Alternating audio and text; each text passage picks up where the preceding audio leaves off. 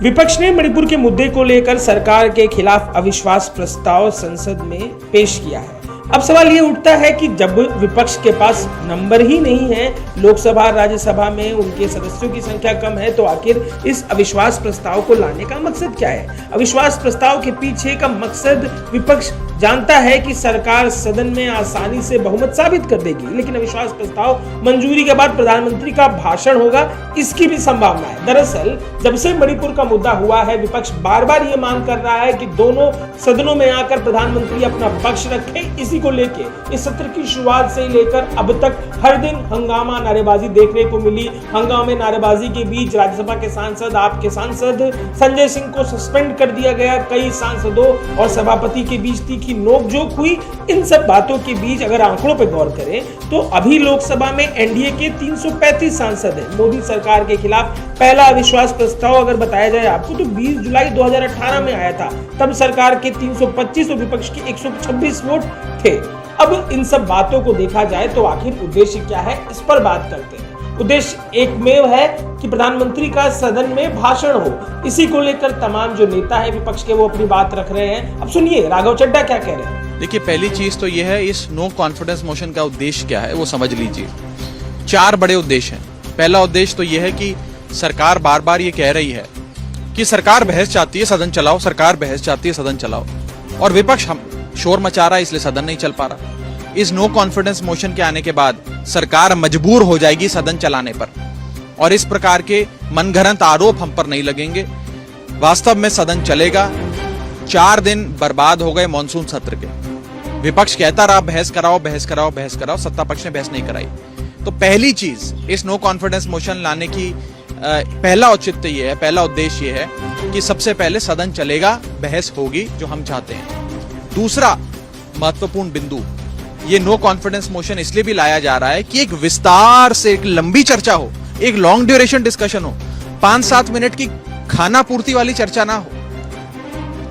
तीसरा बड़ा उद्देश्य इस बहस का कि सरकार को आज के जो ज्वलंत मुद्दे हैं उन पर जवाब देने के लिए मजबूर होना पड़ेगा नो कॉन्फिडेंस मोशन के जवाब में। और चौथा और बड़ा उद्देश्य, ट्रेडिशनली और कन्वेंशनली ये देखा गया है कि नो कॉन्फिडेंस मोशन की समाप्ति के पहले प्रधानमंत्री जी खुद सदन के भीतर आकर नो कॉन्फिडेंस मोशन पे अपने विचार रखते हैं। देश को संबोधित, सदन को संबोधित करते हुए देश के ज्वलंत मुद्दों पर अपना वक्तव्य देते हैं। तो इस नो कॉन्फिडेंस मोशन के माध्यम से प्रधानमंत्री जी को भी सदन के भीतर आकर जवाब देने पे मजबूर होना पड़ेगा।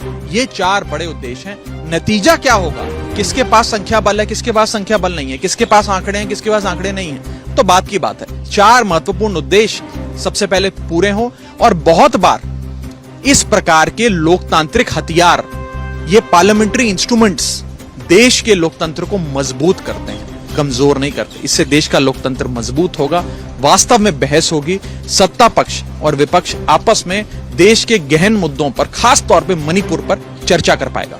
आपने राघव चड्ढा की बात सुनी। अब राघव चड्ढा के बाद सुनिए बिहार से आने वाले विपक्ष के सांसद मनोज कुमार झा क्या कह रहे हैं। आंकड़े हमारे पक्ष में नहीं, लेकिन लोकतंत्र आंकड़ों की चीज सिर्फ नहीं होती है।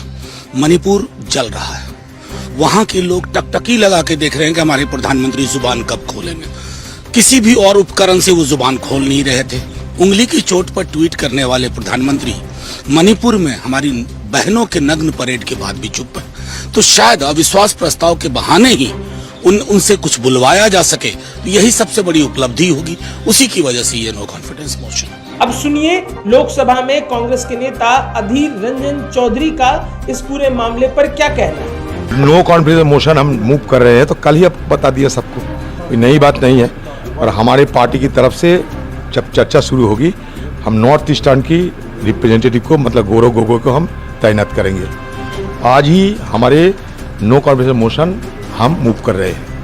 सिग्नेचर हो गया 50 लोग का, 50 लोग का सिग्नेचर की जरूरत नहीं है, क्या करें। तो लब्बो लुआब ये है कि विपक्ष जानता है कि इस अविश्वास प्रस्ताव से उसे मिलने वाला कुछ भी नहीं है, लेकिन जो उद्देश्य है कि प्रधानमंत्री का भाषण हो, विपक्ष चाहता है कि प्रधानमंत्री जवाबदेही तय करें और सदन में आकर अपना पक्ष रखें। चैनल से जुड़ने के लिए या विज्ञापन लगवाने के लिए 9369817811 पर संपर्क करें।